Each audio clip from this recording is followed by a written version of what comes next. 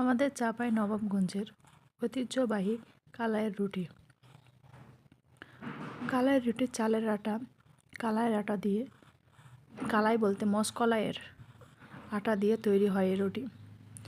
আমাদের চাঁপাইনবাবগঞ্জের এর রুটি বিখ্যাত।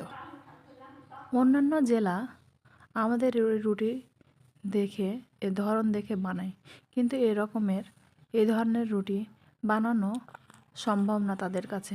আমাদের এই রুটি হাতেই বানানো হয়, অনেকে বেলন দিয়ে বানায়। এটা কিন্তু আসল আমাদের কালাইয়ের ঐতিহ্য, কালাইয়ের রুটির ঐতিহ্য।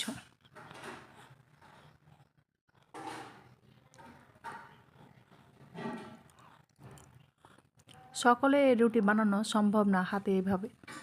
আপনারা আসল কালাইয়ের রুটি বানানো দেখে শিখে নিন।